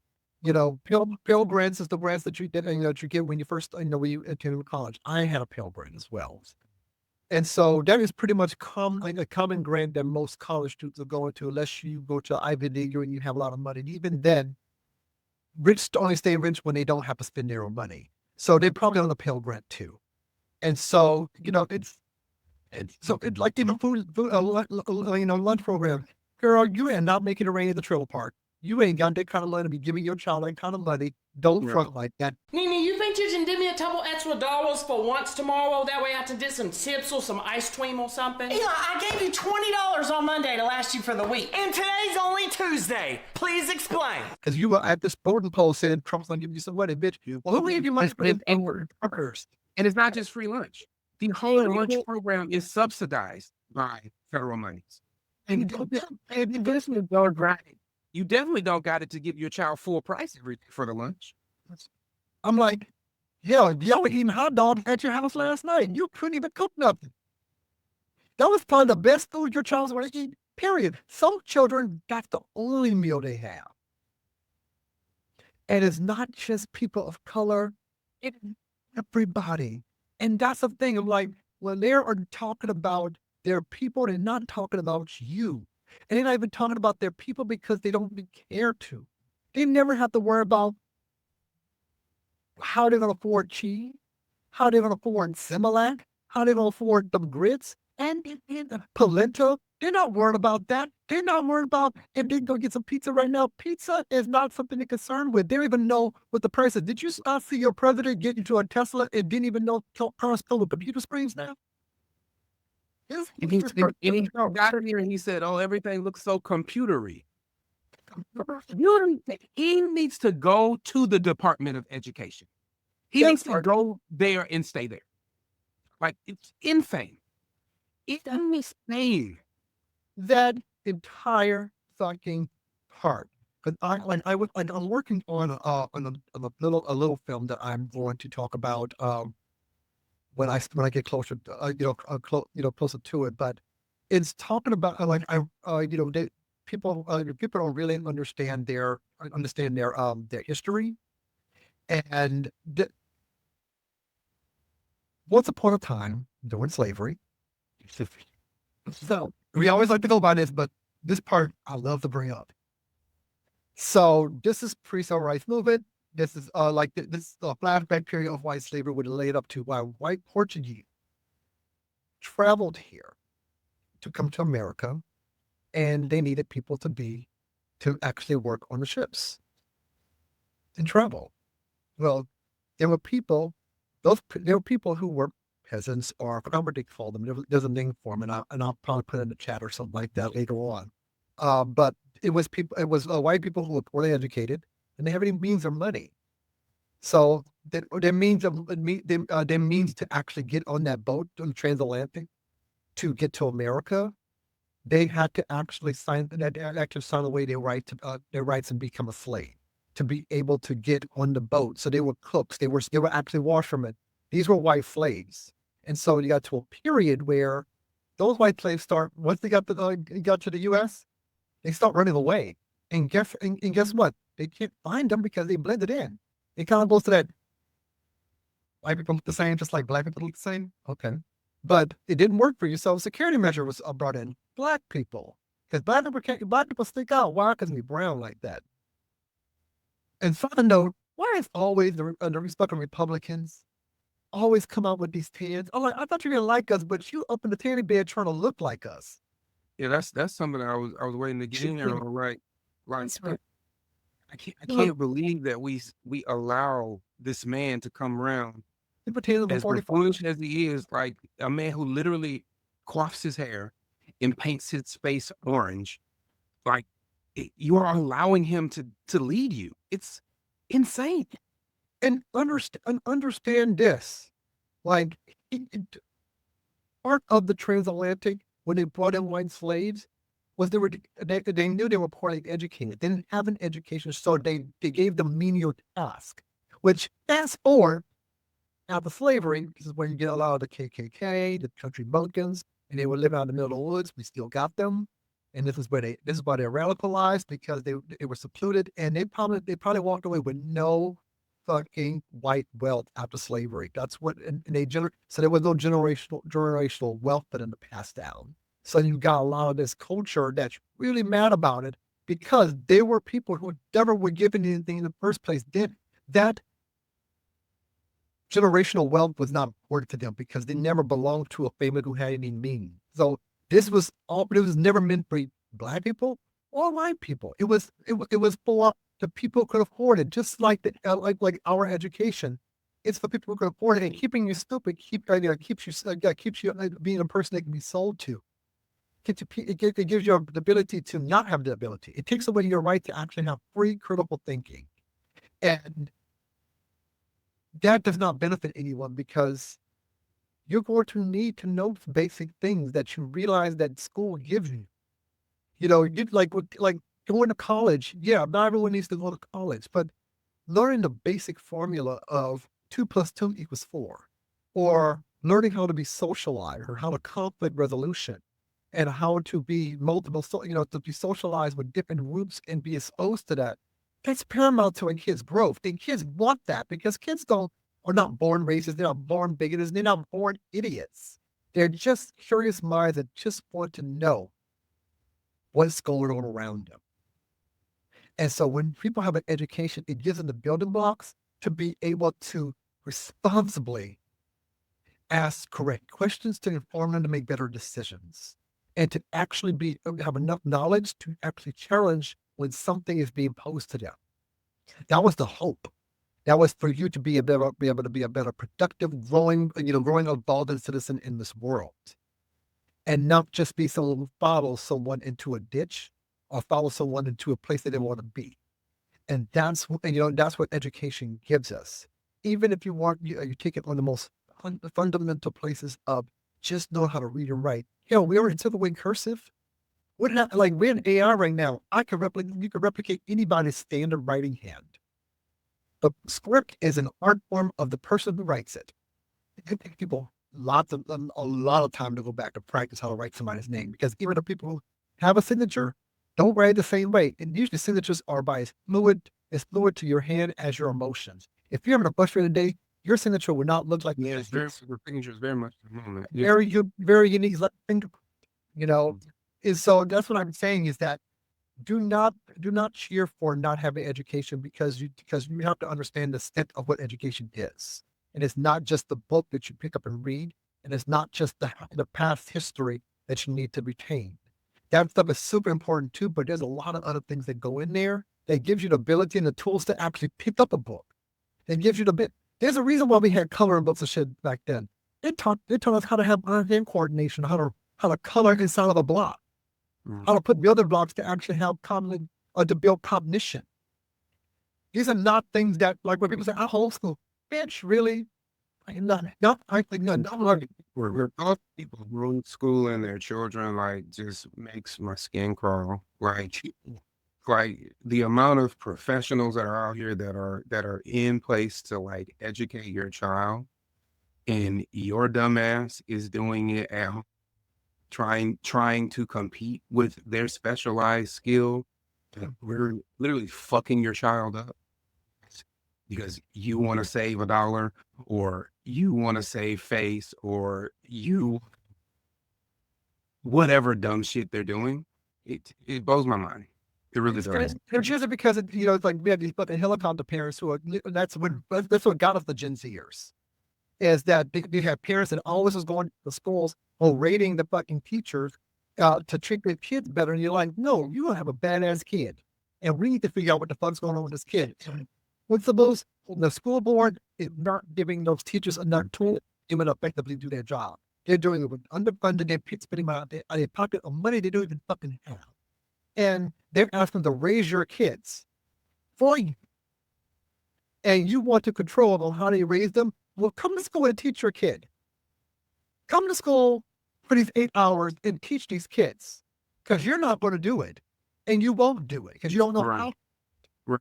It takes a lot to be a teacher to teach your child how to be a productive human being in this world.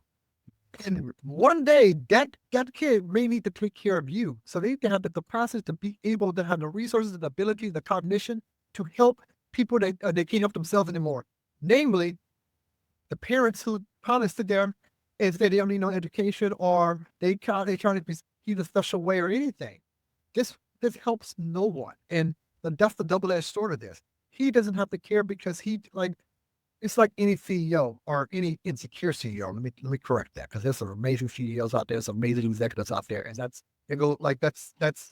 painting with a broad brush because not everybody is a back. You really go throughout. but at the same time, those people need to not be co-signing to this by not saying anything. And that's where I'm at with this. I'm like, it should be, oh no, fish. You are all of this is a ploy for a return of their tax monies so that they can funnel them into private schools and remove their children from private schools, from public schools, and use the taxpayer dollar to fund putting their children in private school. All of this is what their ruse is. All of it. It's forward now because now teachers are going to want higher pay, and then you're going to have strict. They already want higher pay. They ain't been getting it. So what I'm talking about private times, they're going to oh, you think they're asking for money? Private schools don't make no damn money either. Like that. I mean, the profession don't really make no money, which is appalling. So wild to me, man. Yeah. How is this the most underpaid thing when this is the very thing that builds the foundation? I mean, the critical, like the building block of a fucking functioning society is how well people are educated. How well they are. And when we find out if you need a pill or a therapist, this is what we need to know. Do you need a shot or do you need to be shot? Sorry. Let's close it down. Do you need a shot or do you need to be shot? Y'all.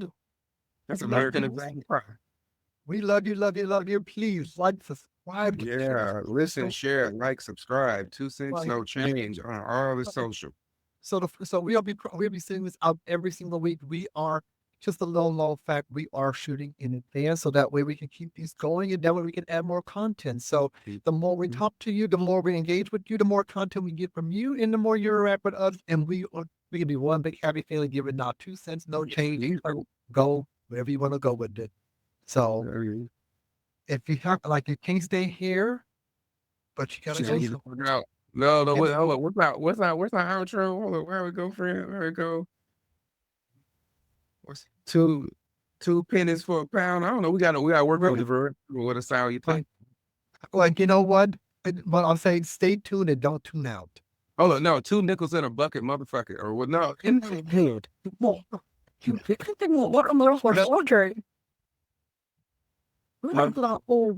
Y'all, like if y'all come up with throw them in. Yeah, help us out. For sure. Out, but we love you for watching us, and we can't wait to tune into you next time. So at 2 cents, no change. For now, bye y'all. Bye.